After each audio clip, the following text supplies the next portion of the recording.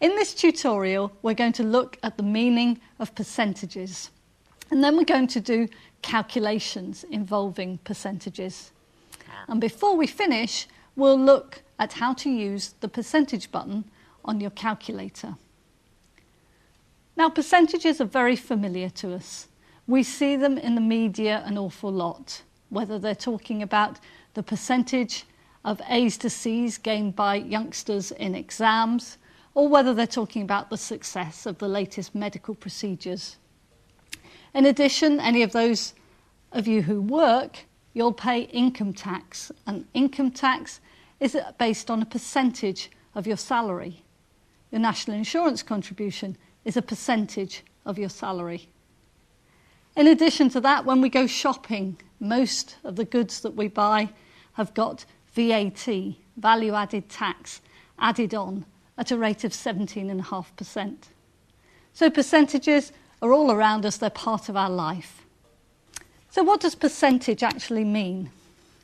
Well, in mathematics, our symbol that we use is the percent sign, and it means out of 100.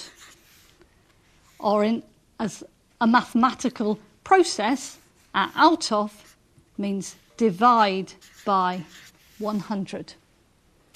So let's have a look at an example. Let's say you get 85% in a test. That means you've got 85 marks out of a possible 100 marks. Let's look at some familiar percentages. 75%. That means 75 out of 100. Or if we write the fraction in its lowest form, it's 3/4. Or if we write it as a decimal, 0.75. 50%. That's 50 out of 100. In its lowest form, that's exactly the same as a half. And as our decimal, 0.5. 25% is 25 out of 100. In its lowest form, that's a quarter, or 0.25 as a decimal. Let's look at 10%. That's a very common one. That's 10 out of 100, or 1/10 as a fraction in its lowest form, or 0.1 as our decimal. And 5%. That's just 5 out of 100. And in its lowest form, that's 1/20th and 0.05 as a decimal. Now, it's worth noting here that to find 50%, an easy way of doing it is just to find half of the number, or divide by 2. And to find 10%, another common one, you just divide by 10, finding 1/10 of the number. Let's look at writing a fraction as a percentage. Let's say we get 18 marks out of 20 in a test, and we want to write that as a percentage. First of all, we write it as a fraction, 18 out of 20. Now, a percentage is out of 100, so we want this number at the bottom, the denominator, to be 100. Well, 20 multiplied by 5 gives us 100. So in this case, we can just multiply 18 by 5, which gives us 90 out of 100. So 18 out of 20 is the same as 90%. Now, that's fine when it's an easy number that we've got our marks out of. 20 I could easily change into 100. I know to multiply by 5. But what happens if it's not quite such a nice number? Well, let's have a look. Let's take the example, this time let's say we have 53 marks.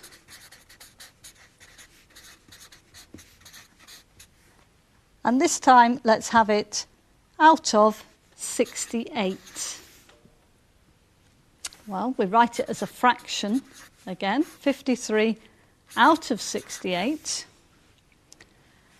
And what we're going to do here, we multiplied by 5 and we multiplied the denominator by 5. So both numerator and denominator were multiplied by 5. Well, this time we're going to multiply both by 100.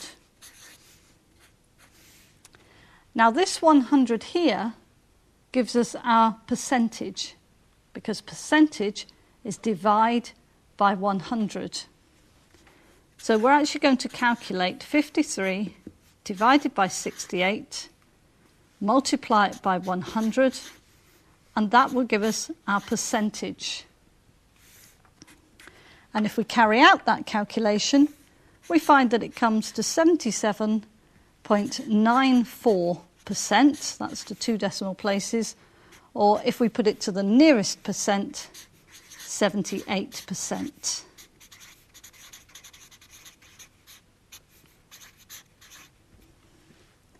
Let's look at an example now where we're finding the percentage of a quantity. Now, in many countries, it's customary to leave a 10% tip when you have a meal. So let's say our meal costs £25.40 and we want to leave a 10% tip. Now, we want 10% of £25.40. So in mathematical language, 10% is 10 divided by 100. Of is multiply, £25.40. And that equals £2.54. So that's the tip that we would leave. Now 10%, I said earlier, that was an easy one to calculate because you just divide by 10. But the method that I've shown here is what you would use for more complex percentages. Let's have a look at another one. Let's say we have a salesman who earns 2% commission on orders that he gets in 1 month. And let's say he has orders to the value of £250,000. How much is he going to earn? Well, we want 2% of £250,000. Again, turn to our mathematical language. 2% is 2 divided by 100 of multiply £250,000.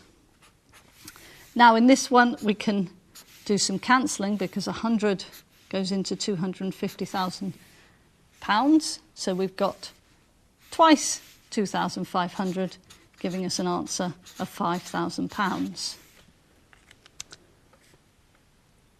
Now, VAT, value added tax, 17.5% at the moment. So let's do some calculations where we need to add on VAT. Let's say a computer costs £634 plus VAT. Now, we can look at this in the same way as we did these examples. We can find 17.5% of £634. That's the VAT, and we can add it on. Well, let's do that. So 17.5% of £634 is 17.5. I'm going to write it as 0.5 when I now turn it into our fraction with our percent of £634. And that works out to be £110.95. So if we want the total cost of the computer, we would need to add that on to our £634 plus our £110.95, giving us a total of £744.95. Now, if we'd wanted that total cost, rather than perhaps what the VAT amount was, we could have looked at it in a slightly different way. We wanted 17.5% and we wanted the original 100%, the computer plus the VAT. So what we could have found is 117.5% of £634. So we could have done 117.5 divided by 100 times by 634, done that calculation directly in our calculator and come out with our answer of £744.95. So it depends what information you're looking for, whether you wanted the split with the VAT or whether you just wanted the total price. All as we did here was add the percentages first before finding the percentage of the £634. Now, there's another nice way of working out VAT, and we'll have a look at that because you don't need a calculator. You can work it out when you're in the middle of the shop, wherever you are. It's a good way. So let's just look at our 17.5%.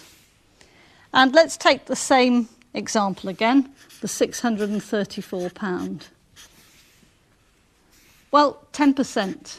Let's work that out first. That's a nice, easy one. We just divide by 10. So that gives us £63.40. 5% is half of our 10%. So that's half of £63.40.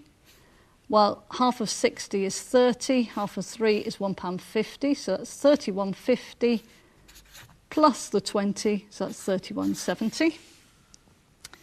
Now, 2.5% is half of 5%. So if we find half of £31.70, well, that's £15.50 plus 35, so that's £15.85. 10%, add 5%, add 2.5%, gives us our 17.5%. So if we add these up, we get 5, 8, 7, 15, 19, carry the 1, 5, 6, 7, gives us 3, 10, 6, 7, 8, 9, 10, 11, and there's our £110.95. Now let's look at where we're taking a percentage off. So far we've been adding percentages on. Let's say we have a pair of trainers in a shop, and the cost of those trainers is £75, and there's a 10% discount. So we want 10% of £75, that will be the discount. So that's 10 divided by 100 times 75. I'm writing it the longhand way, but since it's 10%, I can just divide by 10 and my answer would be £7.50. Of course, I then need to do the subtraction. So it'll be 75, take away the £7.50, giving me £67.50 for the actual cost of the trainers. Let's look at that the other way. As we did with the adding on ones, we looked at it two ways of saying, well, it's a 10% discount. So the £75 is 100%. And we actually want 100 take away 10%. So we could work it out as being 90% of £75, where we do 90 divided by 100 times 75, so that we could directly come out with our answer of £67.50. Again, it really depends whether you're interested in knowing what the discount is or whether you want the final amount and what the numbers are. This was very easy actually to do in my head, to find 10% and take it away, and that's easier than actually working out the 90% in my head. So it depends on the context of your question and the numbers involved. Let's look at a slightly different situation now, where the price includes VAT, and we want to work out what the price was before VAT. Let's say we've got our computer again, but this time it costs £699, including VAT. Now, a common misconception is to find 17.5% of £699 and take it off. That's incorrect, because what you're doing there is finding 17.5% of a number that is larger than the actual price that the 17.5% would have been calculated on. So don't just find 17.5% of that number. If VAT is included, we need to look at it in a different way. And what we say is, well, that's £699 actually represents 117.5%. The 100% of the cost of the computer plus the 17.5% VAT. So if I want to find out what it costs without the VAT, what I want is the 100%. So what we do, very simply, is we divide by 117.5. I'll put it as 0.5 because I'm using a fraction. And what we have on this side, if we divide 117.5 by 117.5, is 1. So we calculate what 1% is. And having got our 1%, we can then very easily multiply by 100 to find the 100%, so the cost before VAT. Or if we'd wanted the VAT, we could have just multiplied by 17.5 to find just the VAT element.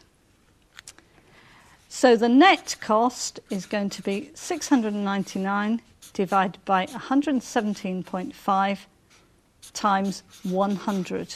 Let's just write the net cost. And when we calculate that, we get £594 and 89 pence, and that's to the nearest penny. Okay, let's look at another example. This time we've got an insurance company charging a customer £320 for his car insurance.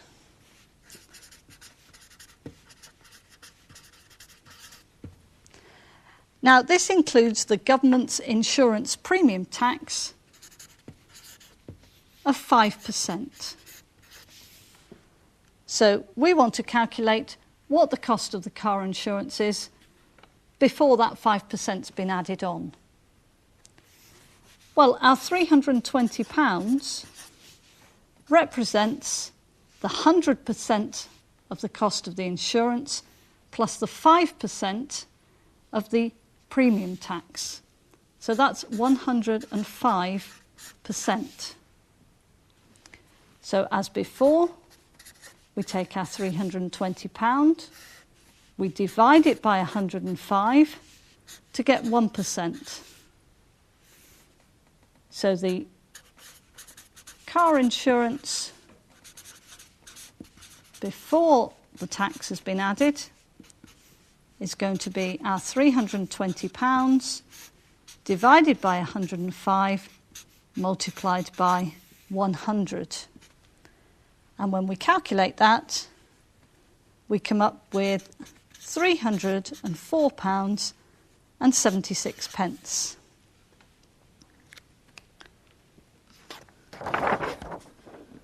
Let's look at another similar example, but this time a reduction in costs. Let's say a coat is reduced in a sale. And it's reduced by 15%. And the new cost is £127.50. And we want to calculate what the original cost was. So our £127.50, what does that represent? Well, it's the original 100% minus the 15%. So it's equal to 85%. We want to calculate what the 100% was, the original amount.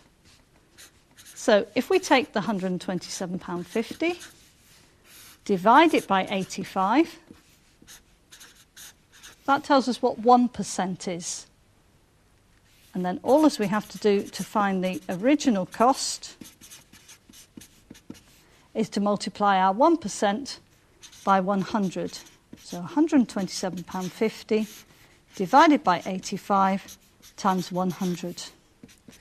And if you work that out, we come up with £150.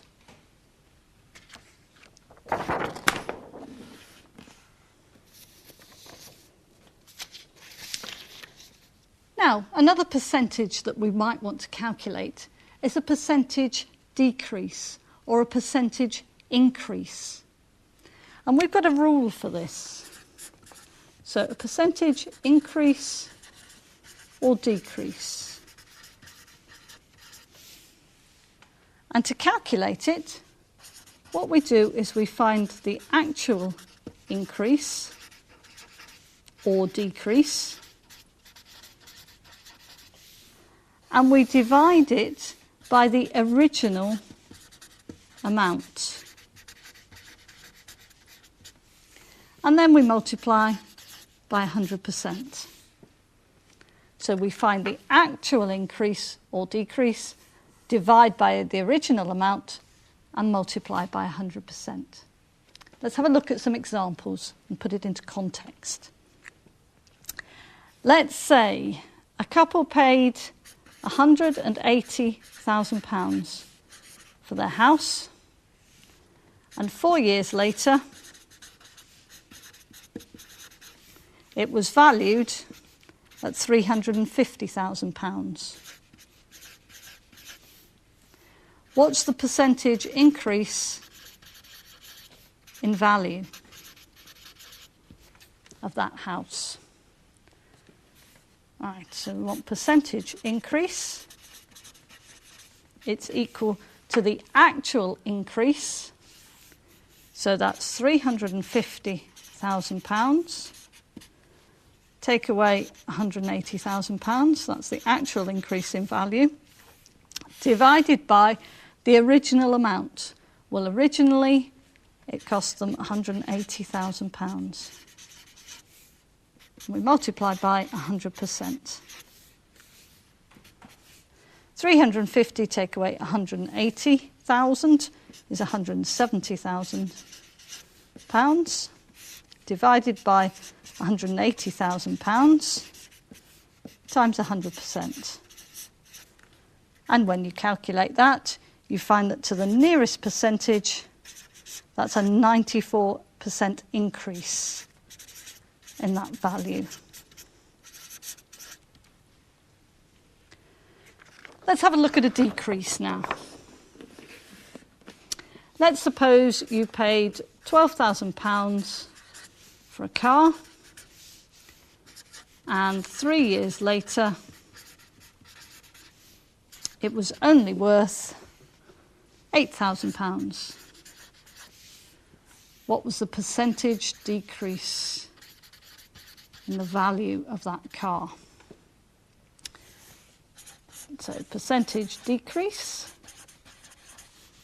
is equal to the actual decrease. So that's our £12,000 take away our £8,000 divided by the original amount. The original value of the car was £12,000. And we multiplied by 100%. So that's £4,000 divided by £12,000 times 100%, and that gives us 33% to the nearest 1%. Let's have a look now at using the percentage button on your calculator. Now, it very much depends when you press the percentage button in your calculation as to what effect this has on your answer. And I think the easiest way is if we have a look at some various calculations. So if I do it in a chart with the buttons pressed, that's what we're actually going to press on the calculator. The answer that's displayed, the effect that that's actually had, so what it's done, and what that actually means in terms of the calculation. So let's look at if we press 48 divided by 400 and then the percent button. Well, the answer that's displayed is 12. So pressing that percent button has had the effect of multiplying by 100. Well, what does that mean in terms of our question? Well, what we've done is found 48 as a percentage of 400. Let's look at another example. This time, if we do 1 divided by 2 and multiply by 300 and then press the percent button. The answer that comes up is 1.5. And the effect that this has had is to divide by 100. And what we've done is we've found 300% of a half.